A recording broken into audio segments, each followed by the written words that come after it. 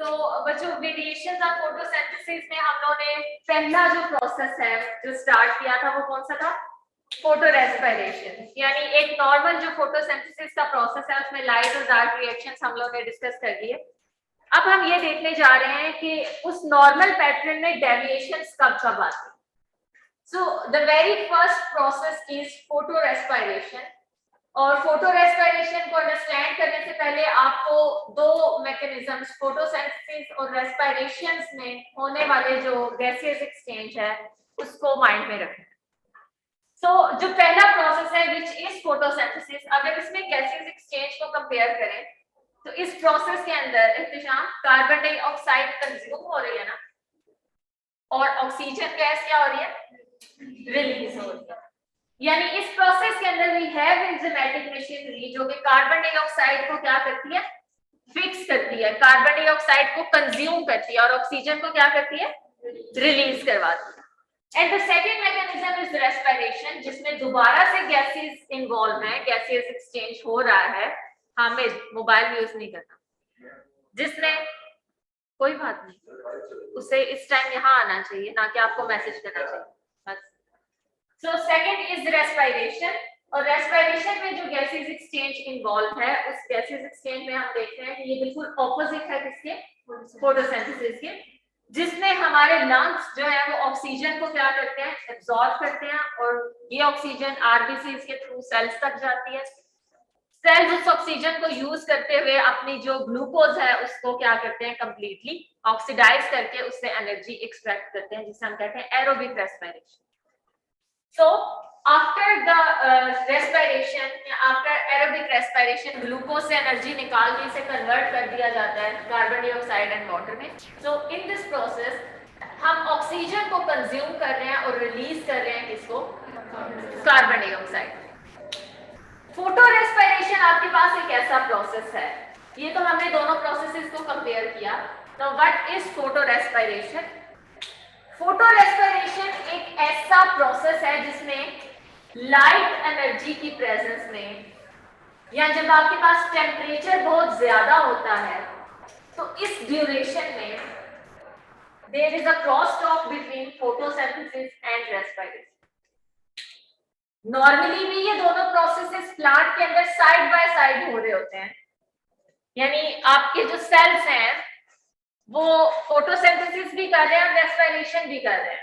लेकिन जब light energy ज्यादा है या जब टेम्परेचर ज्यादा है तो उस कंडीशन में आप इस फोटोसिंथेसिस की प्रोडक्ट को सेल्स के अंदर एक्यूमुलेट होते हुए देखते हो, ऑब्जर्व करते हो। इट मींस कि तब इसका रेट नॉर्मल रेट से क्या होता है?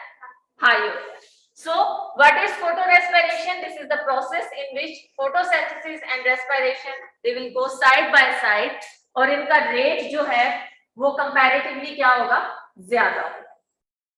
अब होता क्या है फोटो रेस्पिरेशन में एग्जैक्टली? जो आपके पास मेन एंजाइम है रुबिस्को, जो कि केल्विन साइकिल या फोटोसिंथेसिस की जो सेकंड स्टेज है, इसके पहले स्टेप को कैटालाइज करता है, पहली स्टेज को कैटालाइज करता है, जिसमें ये क्या करता है कि जो 5 कार्बन एक्सेप्टर है आपके पास, राइबोलोज 1,5 बिसफॉस्फेट, उसके अंदर कार्बन डाइऑक्साइड को ऐड करवाता है, 6 कार्बन इंटरमीडिएट प्रोड्यूस करता है, और चूंकि वो इंटरमीडिएट अनस्टेबल है तो आफ्टर क्लीवेज ये 6 कार्बन इंटरमीडिएट कन्वर्ट हो जाता है to the 2 molecules of 3 phosphoglycerate. So here we have 2 molecules of 3 phosphoglycerate after the activity of enzyme Rubisco. और कौन सी एक्टिविटी यहाँ पे ये शो करता है? कार्बोक्सिलेज, यानी एडिशन किसकी करवाता है? Carbon dioxide. बट हमने इस स्टेज को डिस्कस करते हुए पढ़ा था कि Rubisco is not specific for carbon dioxide. ये सिर्फ कार्बन डाइऑक्साइड को ही ऐड नहीं करवाता, बल्कि इसकी सिग्निफिकेंट एफिनिटी है दूसरी गैस ऑक्सीजन के लिए। इट मींस कि ये कार्बोक्सिलेज के साथ दूसरी एक्टिविटी कौन सी शो कर सकता है? ऑक्सीजनेज। और जब ऑक्सीजनेज एक्टिविटी शो करेगा तो इसी सबस्ट्रेट के अंदर कार्बन डाइऑक्साइड की बजाय किसे ऐड करेगा, ऑक्सीजन को, और कौन सी प्रोडक्ट प्रोड्यूस करेगा वो हम यहाँ पे देखते हैं। So what is photo respiration? Photo respiration is the process जिसमें रुबिस्को अपनी कौन सी एक्टिविटी डोमिनेंटली शो करता है, ऑक्सीजनेज एक्टिविटी। अगर वो नॉर्मल कार्बोक्सिलेज एक्टिविटी शो करे तो this will be dark reaction, normal photosynthesis. But अगर रुबिस्को अपनी ऑक्सीजनेज एक्टिविटी को प्रीडोमिनेट करे तो this will be photo respiration, जो कि वेरिएशन है नॉर्मल फोटोसिंथेसिस। सो अब हम देखते हैं कि ओके रुबिस्को की इस टाइम कौन सी एक्टिविटी एक्टिव है, ऑक्सीजनेज। सो होगा क्या,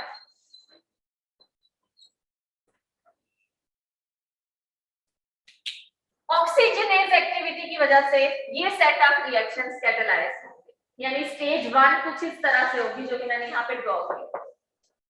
अब केल्विन साइकिल आपके माइंड में होना चाहिए इस चीज को अंडरस्टैंड करने के लिए।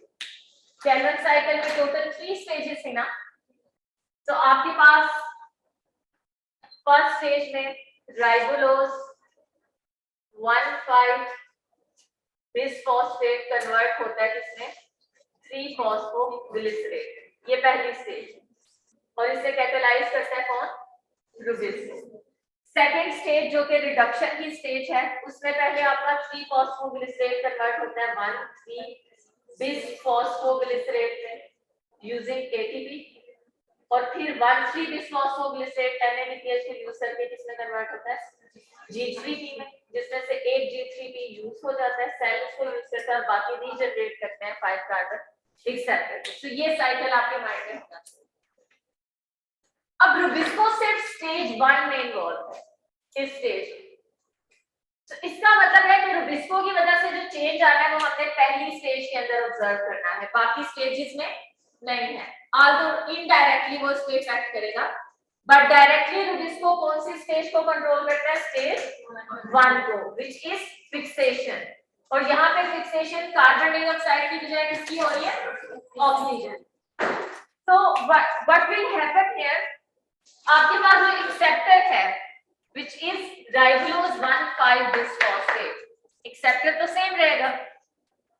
सबसे पहले रुबिस्को इस एक्सेप्टर को बाइंड करता है, अपनी एक्टिव साइट में इसे बाइंड करता है, और बाइंडिंग के बाद ये जो कार्बन ऑक्सीजन डबल बॉन्ड है इसे कन्वर्ट कर देता है किसमें, कार्बन कार्बन डबल बॉन्ड। ये प्रोसेस एंजाइम की एक्टिव साइट पे होता है, जिसके बाद आपके पास जो राइबोलोज 1,5 बिसफॉस्फेट है उसकी इमीडायोल फॉर्म बनती है।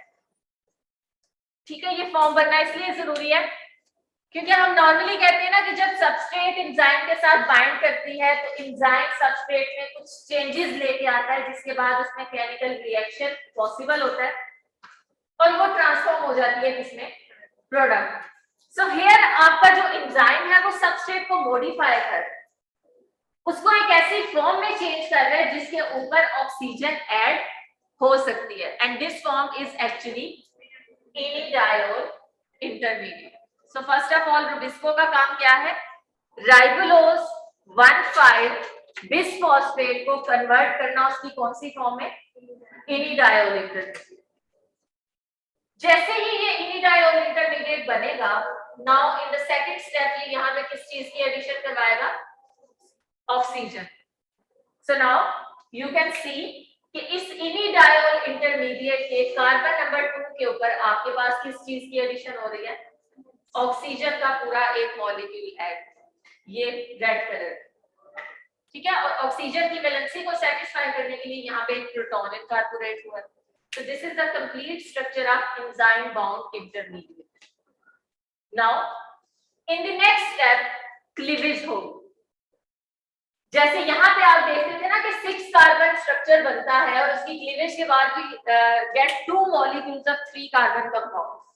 So यहाँ पे भी this enzyme bound intermediate is unstable, और अनस्टेबल नेचर आपके पास जो है वो नेक्स्ट स्टेप के अंदर उसकी क्लीवेज होगी, और एक मॉलिक्यूल में आपके पास 3 कार्बन आएंगे और दूसरे में कितने, 2 कार्बन, यानी क्लीवेज आपकी इस पोजीशन से होगी, यहाँ से ये 3 कार्बन कंपाउंड अलग होगा और ये 2 कार्बन कंपाउंड क्या होंगे, अलग।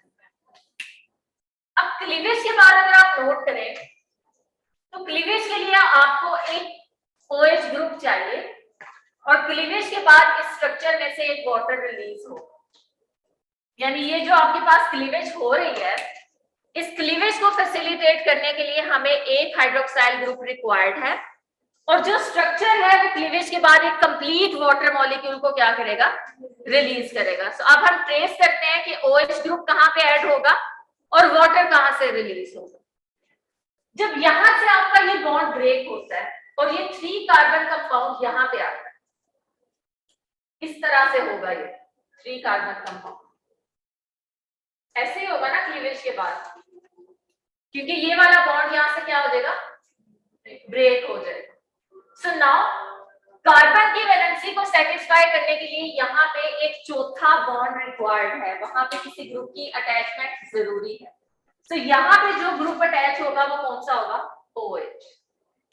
सो हमने देख लिया कि क्लीवेज के बाद एक OH ने कंज्यूम होना है और दूसरी बात क्या है कि एक वाटर मॉलिक्यूल ने क्या होना है, रिलीज होना है। सो 3 carbon compound after cleavage OH group को ऐड करने के बाद स्टेबल होता है और कन्वर्ट हो जाता है किसमें, three phosphoglycerate. This is the structure of three phosphoglycerate. इसे ग्लिसरेट इसलिए कहा जाता है because it is a derivative of glycerol. Carbohydrate का लिपिड्स पढ़े हैं ना, ग्लिसरॉल क्या होता है, alcohol, 3 carbon containing alcohol. So this is the 3 carbon compound derived from glycerol, लेकिन इसमें अल्कोहल की बजाय कौन सा फंक्शनल ग्रुप है, acidic. So this is 3-phosphoglycerate। Now जो रिमेनिंग 2 कार्बन फ्रेगमेंट है, इस 2 कार्बन फ्रेगमेंट में ये जो आपका कार्बन है, कार्बन नंबर 2, यहां से वाटर मॉलिक्यूल रिलीज होगा, प्रोटॉन यहां से और OH ग्रुप यहां से। इसके बाद क्या होगा कि इस कार्बन के साथ एक ऑक्सीजन यहाँ पे, दूसरी ऑक्सीजन यहाँ पे। सो कार्बन रीअरेंज होके एक ऑक्सीजन के साथ डबल बॉन्ड फॉर्मेशन करती है और दूसरी ऑक्सीजन इस तरह से एग्जिस्ट करेगी, जो कि आपके पास कार्बोक्सिलिक एसिड की ही ionized form. So now this structure is not glycerol. Last lecture में मैंने इसे भी ग्लिसरॉल बोल दिया था, बट एक्चुअली इसमें आपके पास कितने कार्बन एटम्स हैं, 2। So this is 2-phosphoglycolate। So photo respiration में रुबिस्को की ऑक्सीजनेज एक्टिविटी के बाद राइबोलोज 1,5-बिसफॉस्फेट 2 प्रोडक्ट्स बनाता है और उन 2 प्रोडक्ट्स में से एक प्रोडक्ट 3-फॉस्फोग्लिसरेट है और दूसरी प्रोडक्ट कौन सी है, 2-phosphoglycolate। ये आपके पास कार्बोक्सिलेज एक्टिविटी है और अगर बिल्कुल इसके सामने ही मैं ऑक्सीजनेज एक्टिविटी लिखूं तो ऑक्सीजनेज एक्टिविटी के बाद आपकी राइबोलोज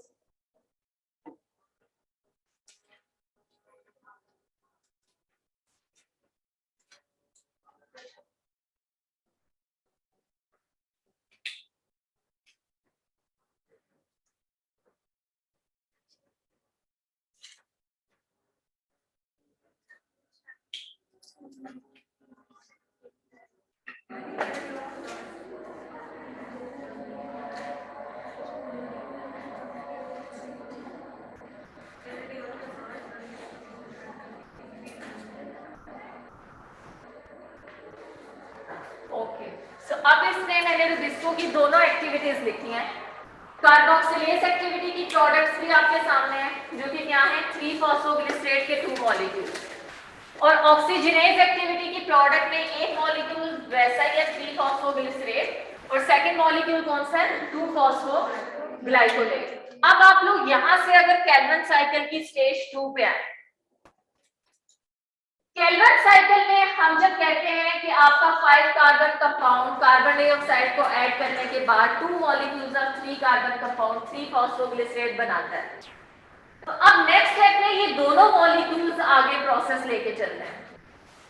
अगर हम वैसे ही जस्ट स्टीशियोमेट्री कहते हैं कि हमारे पास 3 मॉलिक्यूल्स राइबोलोज 1,5-बिसफॉस्फेट के, 3 मॉलिक्यूल्स कार्बन डाइऑक्साइड के मिलके बनाते हैं 6 मॉलिक्यूल्स किसके, 3-फॉस्फोग्लिसरेट के, और ये 6 मॉलिक्यूल्स मिलके बनाते हैं 6 मॉलिक्यूल्स ऑफ G3P, जिसमें से एक मॉलिक्यूल प्रोडक्ट के तौर पे यूज होता है, 5 मॉलिक्यूल्स रीजनरेट करते हैं जिसको राइबोलोज 1,5 बिसफॉस्फेट। बट अगर ऑक्सीजनेज एक्टिविटी हो रही है तो इसका मतलब है कि अगर आपके 3 मॉलिक्यूल्स राइबोलोज 1,5 बिसफॉस्फेट के यूज होंगे तो आपके पास 6 की बजाय 3 मॉलिक्यूल्स ऑफ 3 फॉस्फोग्लिसरेट बने। बाकी 3 कैल्विन साइकिल में यूज नहीं हो सकते बिकॉज वो 3 फॉस्फोग्लिसरेट नहीं है, वो क्या चीज है, 2 फॉस्फोग्लाइकोलेट। तो इसका मतलब है कि फोटो रेस्पिरेशन के दौरान आपकी केल्विन साइकिल की एफिशिएंसी क्या हो जाती है, डाउन हो जाती है, कम हो जाती है। तो इससे तो हम ये अंदाजा लगाते हैं कि ऑक्सीजनेज एक्टिविटी ऑफ रुबिस्को उसकी प्लांट्स की ऑटोट्रॉफिक नेचर के लिए अच्छी नहीं है। तो यहां भी मेरा आप लोगों से ये क्वेश्चन है कि अगर ऑक्सीजनेज एक्टिविटी यूजलेस है तो नेचर को ऑक्सीजन की स्पेस एंजाइम की एक्टिव साइट में रखनी ही नहीं चाहिए। ऐसा होना चाहिए था कि रुबिस्को की एक्टिव साइट ऑक्सीजन को बाइंड ना कर सके, सिर्फ किसको बाइंड करे, कार्बन डाइऑक्साइड को, बिकॉज रुबिस्को का तो फंक्शन ही है कि उसने फोटोसिंथेसिस करवानी है।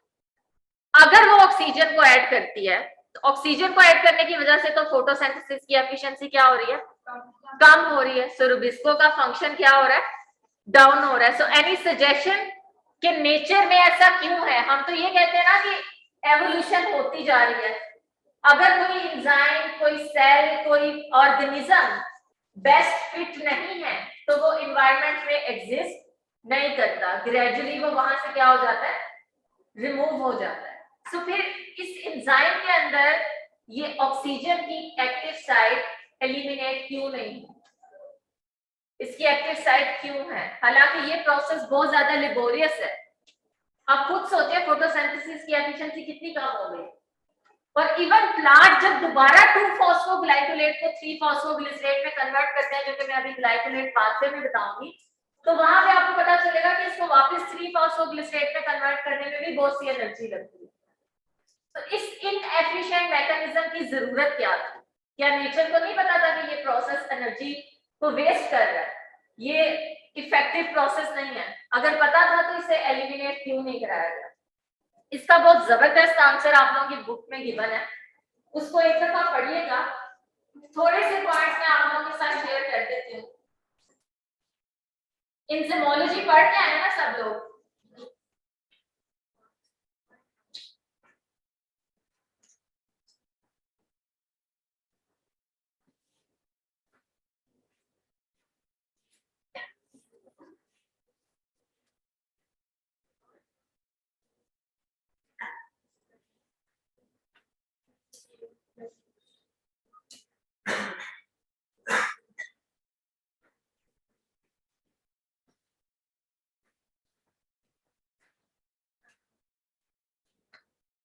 So the question is, इस क्वेश्चन को एड्रेस करने के बाद हम लोग चलते हैं कि ग्लाइकोलेट पाथवे से कैसे 2 फॉस्फोग्लाइकोलेट को 3 फॉस्फोग्लिसरेट में कन्वर्ट किया जाता है।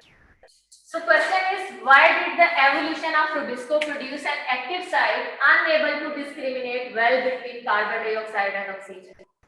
यानी ड्यूरिंग एवोल्यूशन जो रुबिस्को है उसकी एक्टिव साइट को इतना तो इवॉल्व हो जाना चाहिए था कि उसे पता चल सके कि जो गैस आ रही है वो ऑक्सीजन है या कार्बन डाइऑक्साइड है। ऑक्सीजन को बाइंड नहीं करना चाहिए था और कार्बन डाइऑक्साइड को बाइंड कर जाना चाहिए था। सो उसने एवोल्यूशन में अपने स्ट्रक्चर को चेंज क्यों नहीं किया रुबिस्को ने? इसके मल्टीपल रीजंस हैं।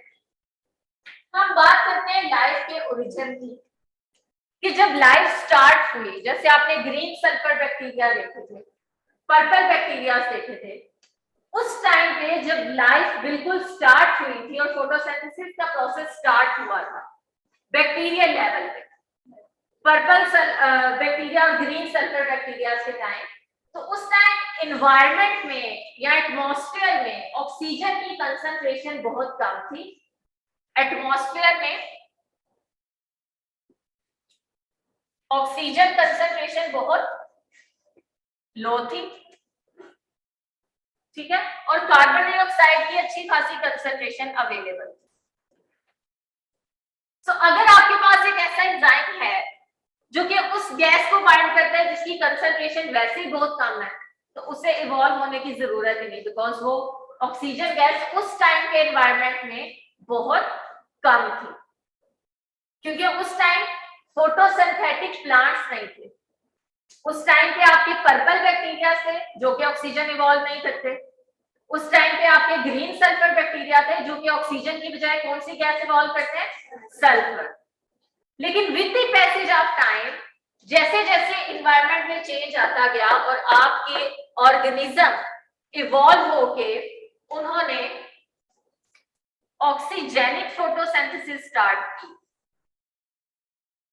यानी फोटोसिंथेसिस की वो फॉर्म जब शुरू हुई जिसमें ऑक्सीजन क्या होती है, इवॉल्व होती है, तो एटमॉस्फेयर का पूरा स्ट्रक्चर ही बदल गया।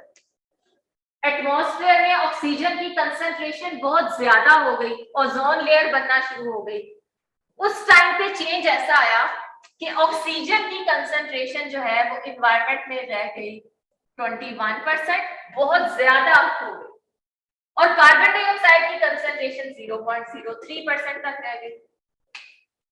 अब पहले जो आपके पास एंजाइम था, इस एंजाइम रुबिस्को की एफिनिटी की अगर बात करें, एंजाइम की एफिनिटी कैसे कैलकुलेट की जाती है, कौन सा पैरामीटर है जो कि एंजाइम की एफिनिटी बताता है for its substrate, Km value, yes. So इस केस में आपके रुबिस्को की जो Km वैल्यू थी ऑक्सीजन के लिए थी अबाउट 9%, या आप इसे 9 माइक्रोमोलर, यूनिट्स हम माइक्रोमोलर यूज करते हैं। ये किसके लिए थी, सॉरी, कार्बन डाइऑक्साइड के लिए, और ऑक्सीजन के लिए इसकी एफिनिटी थी अबाउट 350 माइक्रोमोलर। अगर इंसेमोलॉजी याद है तो ये भी पता होगा कि Km is inversely proportional with affinity. जितनी ज्यादा Km वैल्यू आपकी हो किसी सबस्ट्रेट के लिए, उतनी एफिनिटी क्या होती है, कम होती है। High Km mean low affinity and low Km means high affinity. अब अगर आप इन दोनों Km वैल्यूज को कंपेयर करें तो ऐसा नहीं है कि यहाँ पे 9 माइक्रोमोलर Km थी और यहाँ पे 25 थी, तब भी इसकी लो एफिनिटी होनी थी और इसकी हाई एफिनिटी होनी थी। डिफरेंस बहुत ज्यादा है। इसका मतलब है कि इसकी जो 9 माइक्रोमोलर Km वैल्यू है वो बहुत ज्यादा हाई एफिनिटी रखती है, और इसमें Km वैल्यू आपकी 350 है। 9 और 350 के दरमियान गैप देखें, बहुत ज्यादा डिफरेंस है।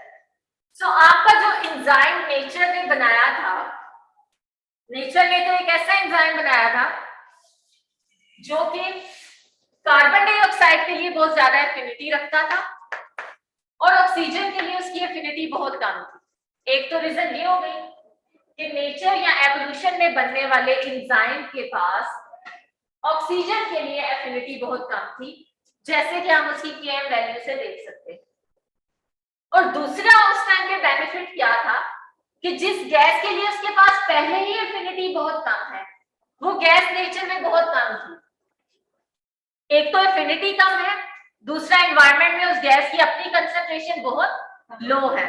सो रेयरली आपके एंजाइम को ऑक्सीजन को एनकाउंटर करना पड़ता है बिकॉज ऑक्सीजन की कंसंट्रेशन बहुत कम थी। लेकिन ऑक्सीजेनिक फोटोसिंथेसिस के बाद जब एटमॉस्फेयर में ऑक्सीजन कंसंट्रेशन कहां तक पहुंच गई, 21%, तो अब आप खुद ही देखें कि अगर एंजाइम की एफिनिटी ऑक्सीजन के लिए बेशक कम है, लेकिन एनवायरनमेंट में जब उसे 21% टाइम्स ऑक्सीजन ज्यादा मिलेगी और कार्बन डाइऑक्साइड का ही इक्का दुक्का मॉलिक्यूल मिलेगा बिकॉज उसकी कंसंट्रेशन बहुत कम है, तो चांसेस आर देयर कि रुबिस्को कार्बन डाइऑक्साइड की बजाय किसे फिक्स करे, ऑक्सीजन को फिक्स करे। सो इसमें एवोल्यूशन की कोई वो नहीं है।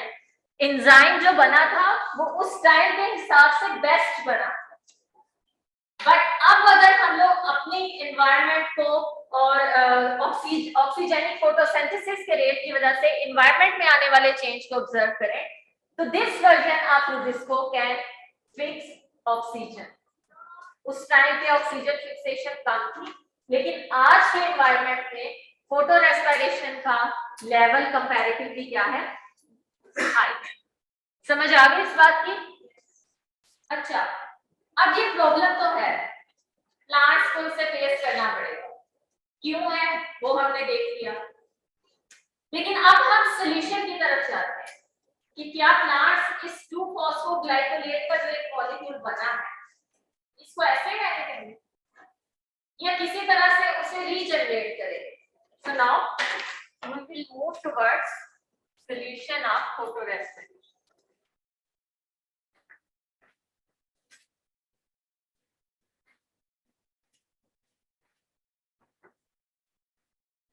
अब जब भी मैं फोटो रेस्पिरेशन का जिक्र करूं तो आपके माइंड में दो प्रोडक्ट्स आनी चाहिए, कौन कौन सी? Three phosphoglycerate and 2-फॉस्फोग्लाइकोलेट। सो यहीं से हम स्टार्ट करें। After photorespiration we have two products. One is 3-phosphoglycerate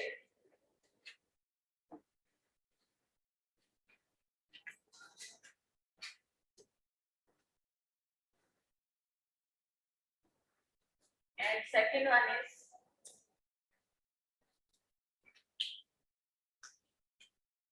2-phosphoglycerate.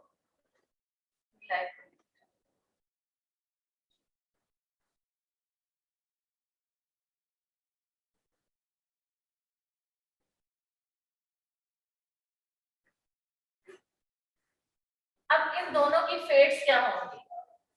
ये प्रोडक्ट्स हैं आपके पास आफ्टर फोटो रेस्पिरेशन। इन दोनों की फेट्स क्या होंगी? एक की फेट को तो आप बड़े आराम से प्रिडिक्ट कर सकते हैं, विच इज 3-फॉस्फोग्लिसरेट, जो कि यहां से डायरेक्टली कहां पे जाएगी? कैल्विन साइकिल में, और वहां पे कार्बोहाइड्रेट प्रोडक्शन में यूज हो जाएगा। But the second one, which is 2-phosphoglycolate, apparently हमें लगता है कि this is useless products. इस सेल में इसका कोई रोल नहीं है। So plants इस useless product को with the help of a pathway, this is not glyoxylate, this is glycolate pathway. With the help of a pathway, glycolate pathway, इस pathway की मदद से 1 मॉलिक्यूल ऑफ 2-फॉस्फोग्लाइकोलेट को कन्वर्ट कर लेते हैं बैक इनटू 3-फॉस्फोग्लिसरेट में at the expense of ATP या एनर्जी। और ये 3-फॉस्फोग्लिसरेट कहां पे जा सकता है? कैल्विन साइकिल में। यानी एनर्जी के एक्सपेंडिचर के बाद आप इस यूजलेस प्रोडक्ट को यूजफुल प्रोडक्ट में क्या कर सकते हो? कन्वर्ट कर सकते हो। तो अब हमने वो पाथवे देखना है व्हिच इज ग्लाइकोलेट पाथवे, जिसकी वजह से आपका 1 मॉलिक्यूल ऑफ 2-फॉस्फोग्लाइकोलेट किसमें कन्वर्ट होगा? 3-फॉस्फोग्लिसरेट। पहले तो इस पाथवे को पढ़ने से पहले 2 से 3 पॉइंट्स में स्लाइड से आप लोगों को जाते जाते में नोट करें और उसके बाद हम इसको देखें। The first point is कि इस 2-फॉस्फोग्लाइकोलेट को वापस 3-फॉस्फोग्लिसरेट में कन्वर्ट करने में कोई एक आपका कंपार्टमेंट इन्वॉल्व नहीं। There is a compartmentalization, यानी एक ही पाथवे के कुछ रिएक्शंस आप लोग देखोगे क्लोरोप्लास्ट के अंदर, इसी पाथवे के कुछ रिएक्शंस आप पैरोक्सिसोम्स में देखोगे, और इसकी कुछ रिएक्शंस आप कहां पे देखोगे? Next mitochondria. यानी आपका ये वाला जो प्रोसेस है, इसे यानी 2-फॉस्फोग्लाइकोलेट को 3-फॉस्फोग्लिसरेट में कन्वर्ट करने के लिए सेल के 3 डिफरेंट कंपार्टमेंट्स बड़ा एक्टिवली पार्टिसिपेट करेंगे, जिसमें पहला आपके पास क्लोरोप्लास्ट, पैरोक्सिसोम्स एंड माइटोकॉन्ड्रिया। इसका मतलब है कि कुछ एंजाइम्स आपके क्लोरोप्लास्ट में होंगे, कुछ एंजाइम्स पैरोक्सिसोम्स में होंगे और कुछ एंजाइम्स कहां पे होंगे, माइटोकॉन्ड्रिया। सो ना सिर्फ एनर्जी लग रही है बल्कि आपके डिफरेंट कंपार्टमेंट्स मिलके क्या कर रहे हैं, इस टास्क को अकम्प्लिश कर रहे हैं। अब वन बाय वन आप लोग देखते जाए कि कौन से स्टेप्स किस कंपार्टमेंट के अंदर है। तो स्टार्ट करें इसको।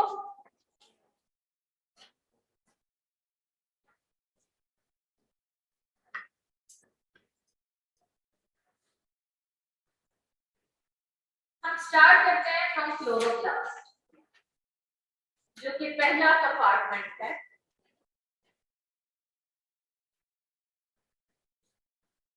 और इसमें आपके पास एक्चुअली प्रोड्यूस हुआ है 2-फॉस्फोग्लाइकोलेट। तो 2-फॉस्फोग्लाइकोलेट की प्रोडक्शन कहां पे हुई, क्लोरोप्लास्ट में।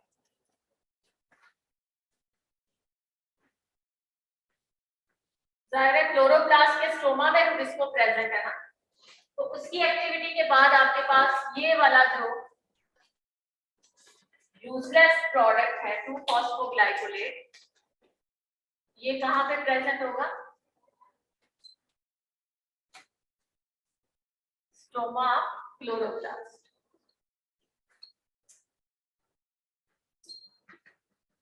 अब यहाँ पे क्या होगा आपके पास, first of all we have an enzyme phosphatase.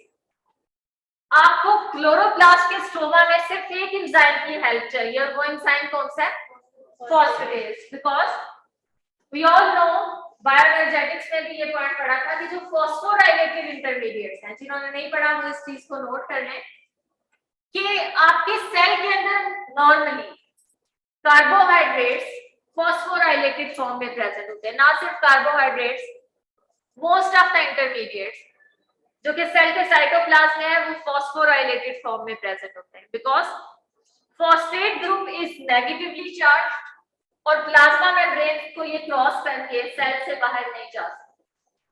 तो सेल में अगर किसी मॉलिक्यूल को क्रिस्टल करना है अपने साइटोसोल के अंदर, वहां पे उसे रिटेन करना है, तो उसके लिए यूजुअली वो उसके ऊपर क्या चीज ऐड करवा देती है, फॉस्फेट।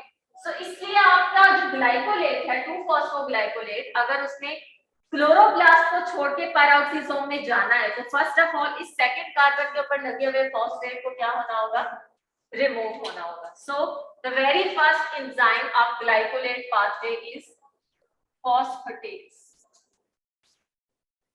और फॉस्फेटेज वो एंजाइम होते हैं जो कि इनऑर्गेनिक फॉस्फेट को रिलीज कर देते हैं, इसे किसी दूसरे स्ट्रक्चर पे ऐड नहीं करवाते। सो अब आपके पास यहाँ पे आएगी क्या चीज, सिंपली ग्लाइकोलेट। फर्स्ट कार्बन पे अब सिंपली OH है, सेकंड कार्बन पे सॉरी जहां पे पहले क्या चीज थी, फॉस्फेट, ठीक है। और सेकंड कार्बन आपका उसी तरह। सो विद स्ट्रक्चर अगर आप लोग देखें तो after the removal of phosphate group now we have glycolate.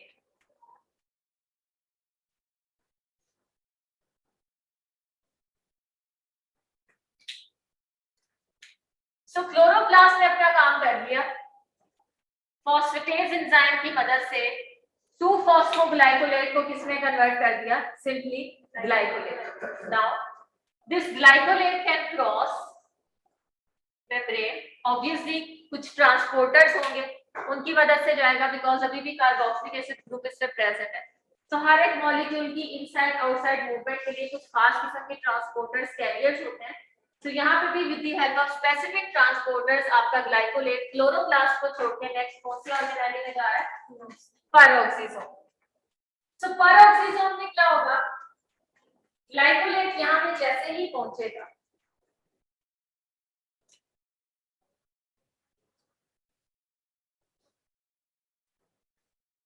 we have an enzyme glycolic acid oxidase.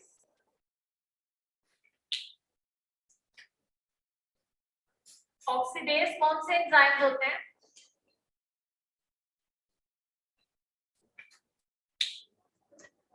Oxidation करवाते हैं किस फॉर्म में, एंजाइमोलॉजी पढ़ी है या बस पढ़ी है, गुजारी है लग रहा है। ऑक्सीजनेज, ऑक्सीडेज, डिहाइड्रोजनेज, ऑक्सीडोरेडक्टेज, ये पता है या नहीं? पता है, बस नाम ही सुने हुए हैं। मुदस्सिर की तो जान निकल गई। Okay, glycolic acid oxidase enzyme which is specifically present in which compartment? Peroxisome. ये ऑक्सीडेज एंजाइम क्या करता है? आपके पास यहाँ पे जो प्रोडक्ट है ग्लाइकोलेट, उस ग्लाइकोलेट को क्या करता है? ऑक्सीडाइज करवाता है। और ऑक्सीडाइज किस फॉर्म में करवाता है कि आप यहाँ पे ऑब्जर्व करें कि इस स्ट्रक्चर में आपके पास कंपैरेटिवली प्रीवियस स्ट्रक्चर के मुकाबले में हाइड्रोजन का काउंट क्या है? कम है। सो ऑक्सीडेसिस वो एंजाइम होते हैं जो कि मॉलिक्यूलर ऑक्सीजन को कन्वर्ट करते हैं वाटर या हाइड्रोजन पेरोक्साइड। ठीक है, आपके पास एक कंप्लीट मॉलिक्यूलर ऑक्सीजन को यूज करते हुए उसे कन्वर्ट करते हैं वाटर या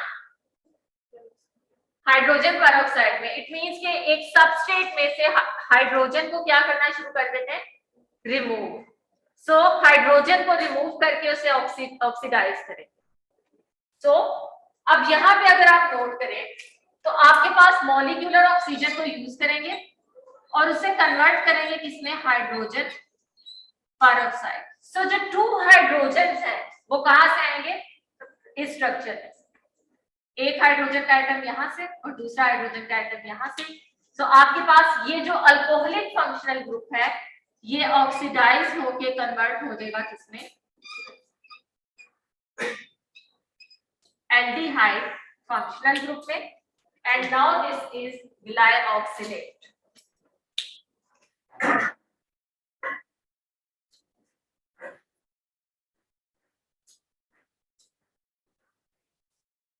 तो यहाँ पे आपका फंक्शनल ग्रुप जो है वो चेंज हुआ है अल्कोहल से किसमें? एल्डिहाइड। ठीक है, ग्लाइकोलिक एसिड किसको कह रहे हैं? ग्लाइकोलेट को। सॉरी, ग्लाइकोलेट को। यस, ग्लाइकोलिक एसिड या ग्लाइकोलेट, ये एसिटिक एसिड या एसिडेट। सो ग्लाइकोलिक एसिड ऑक्सीडेज एक ऐसा ऑक्सीडेज है जो कि ग्लाइकोलिक एसिड की ऑक्सीडेशन करवा के उसे किसमें कन्वर्ट करता है? ग्लाइऑक्सिलेट में। और इस प्रोसेस के दरमियान मॉलिक्यूलर ऑक्सीजन को किसमें कन्वर्ट कर देते हैं? हाइड्रोजन पेरोक्साइड के अंदर। और ये अब आपको पता चल जाना चाहिए ये ऑक्सीडेज पेरोक्सिसोम में ही क्यों रखा गया? यस, वेरी गुड, क्योंकि इस प्रोसेस में आपके पास फ्री रेडिकल हाइड्रोजन पेरोक्साइड बन रहा है और ये फ्री रेडिकल यहाँ पे न्यूट्रलाइज होगा with the help of enzyme catalase या पेरोक्सिलेट। तो जो पहले दूसरे लेक्चर में हमने पढ़ा था कि वो सारे रिएक्शंस जिनमें फ्री रेडिकल के बनने का खतरा होता है वो कहाँ पे करवाए जाते हैं?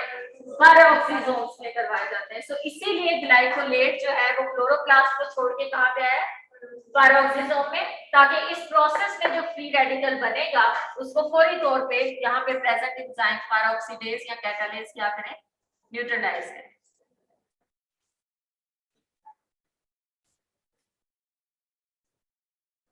नाउ हमारे पास क्या चीज है? ग्लाइऑक्सिलेट।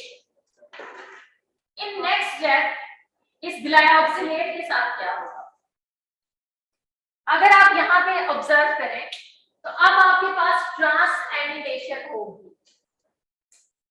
ट्रांसएमिनेशन ये भी एंजाइम्स हैं, ट्रांसएमाइनेसिस पढ़े हैं एंजाइमोलॉजी में? हाँ जी, ऐसे एंजाइम्स जैसे काइनेसिस होते हैं ना, एक स्ट्रक्चर में से फॉस्फेट ग्रुप उठाते हैं और दूसरे स्ट्रक्चर में ऐड कर देते हैं, उसी तरह से ट्रांसएमाइनेसिस वो एंजाइम होते हैं जो कि एक डोनर से अमाइनो ग्रुप पिक करते हैं और उसे एक एक्सेप्टर में इंट्रोड्यूस करवा देते हैं। तो यहाँ पे आपका अमाइनो ग्रुप एक्सेप्टर ये स्ट्रक्चर होगा, ग्लाइऑक्सिलेट अमाइनो ग्रुप को पिक करेगा, ठीक है। और जो आपका डोनर है वो कौन है? Serine. So we have a donor, serine is an amino acid जिसमें we have an alpha carbon, hydrogen, amino group, carboxylic acid group and side chain. This is serine. So इस स्ट्रक्चर में आपके पास alpha carbon, hydrogen, amino group, carboxylic acid group and side chain. Serine. Serine ने कौन सा group donate करना है? Amino group. और यहाँ पे ग्लाइऑक्सिलेट में किस ग्रुप को एक्सेप्ट करना है? Amino group. तो ग्लाइऑक्सिलेट में आपका ये वाला जो कार्बन एटम है एल्डिहाइड कार्बन, इसके ऊपर आपकी क्या चीज लगेगी? Amino group. So after the transamination reaction,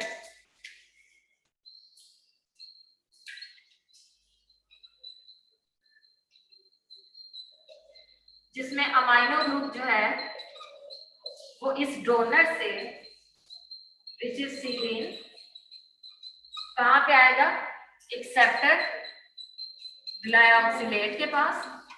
so glyoxylate इस अमाइनो ग्रुप को पिक करने के बाद कन्वर्ट हो जाएगी। नोट कीजिएगा, ये वो कार्बन है जहां पे अमाइनो ग्रुप में अटैच हो, ठीक है? इस कार्बन के ऊपर इसकी अटैचमेंट होती है। सो अगर इसने अमाइनो ग्रुप पिक करना है और इसने अमाइनो ग्रुप डोनेट करना है, तो ये यहां से अपना ऑक्सीजन उसको डोनेट करेगा। सो अब आपके पास क्या होगा? यहाँ पे ये जो कार्बन है, सेंट्रल कार्बन, एक तरफ अटैच है किसके साथ? हाइड्रोजन के साथ। दूसरी तरफ अटैच है किसके साथ? कार्बोक्सिलिक एसिड ग्रुप के साथ। यहाँ पे आके कौन सा ग्रुप अटैच होना है? Amino group. और अमाइनो ग्रुप के साथ ये मीडियम से पिक करती है किसको? हाइड्रोजन को, और कन्वर्ट हो जाती है किसमें? Glycine, which is the simplest amino acid, जिसकी साइड चेन में कौन सा ग्रुप होता है? हाइड्रोजन। इसने तो अमाइनो ग्रुप को पिक कर लिया और किसमें कन्वर्ट हो गई? Glycine. But now we have serine, जिसने अमाइनो ग्रुप डोनेट किया था। सीरीन के साथ क्या होगा? अमाइनो ग्रुप को डोनेट करने के बाद hydrogen, carboxylic acid group CH2OH, और अमाइनो ग्रुप की जगह यहाँ पे ऑक्सीजन के साथ ये क्या करेगी? डबल बॉन्ड, वही ऑक्सीजन जो इस स्ट्रक्चर में रोटेट हो। So now this is not amino acid, this is keto acid, जिसे हम कहते हैं hydroxy pyruvate. So now because इसमें total number of carbon atoms कितने हैं? 3, और 3 कार्बन एटम्स का इस तरह का स्ट्रक्चर हमारे पास होता है पायरुवेट। लेकिन यहाँ पे हाइड्रोक्साइल ग्रुप है, so this is hydroxy pyruvate.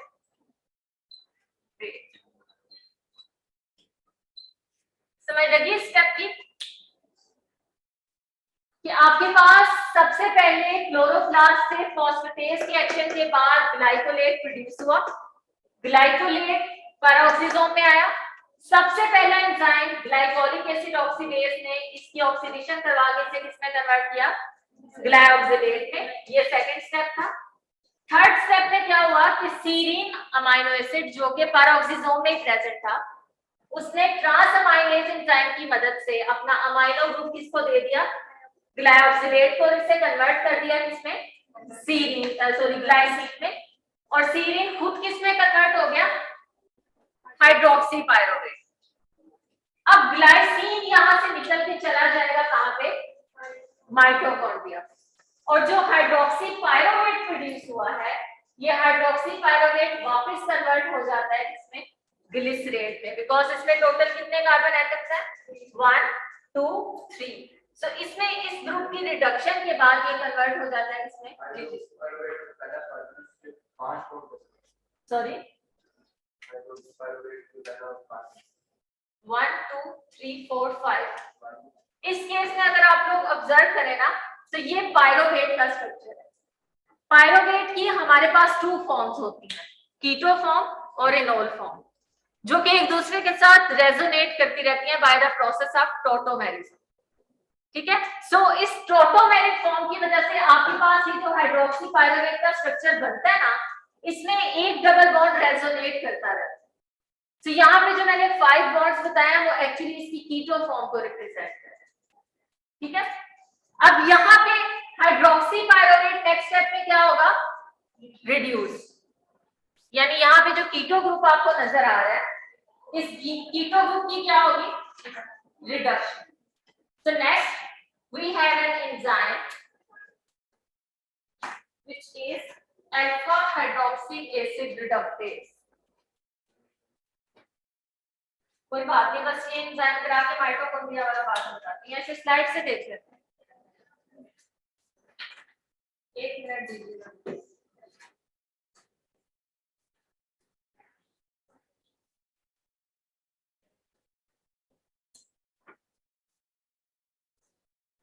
Yes, hydroxy pyruvate के बाद we have an enzyme alpha hydroxy acid reductase, जो कि कार्बन और ऑक्सीजन के डबल बॉन्ड को रिड्यूस कर देता है। कार्बन के साथ एक हाइड्रोजन और ऑक्सीजन के साथ हाइड्रोजन लगवा।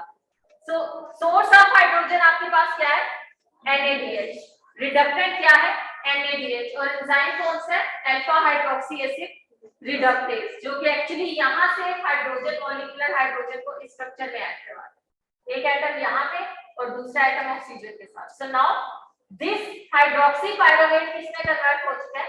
ग्लिसरेट है, जिसमें टोटल 3 कार्बन एटम्स हैं, 2 पोजीशन पे अल्कोहल और एक पोजीशन पे कौन सा फंक्शनल ग्रुप है? एसिड।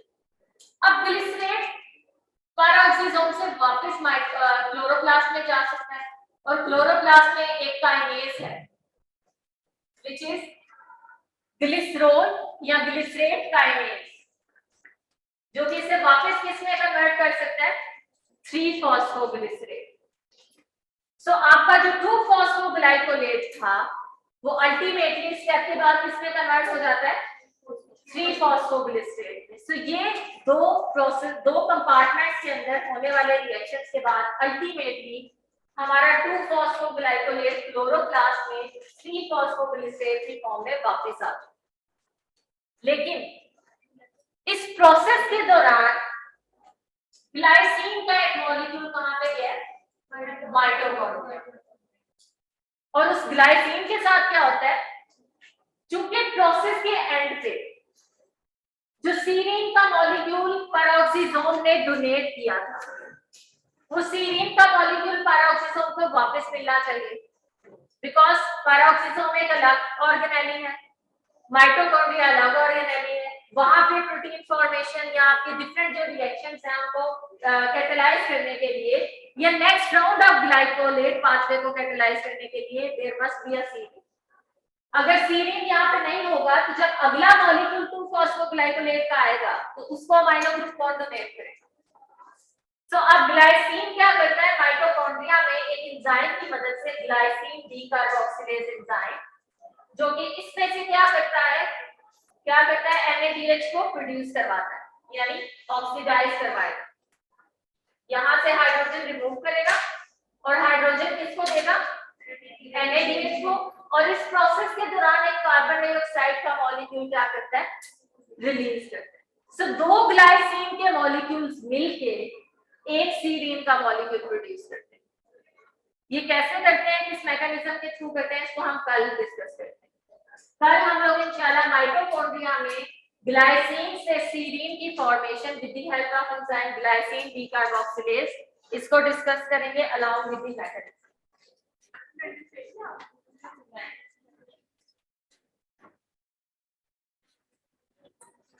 ग्लाइकोलेट पाथवे भी ऐड करना है। पहले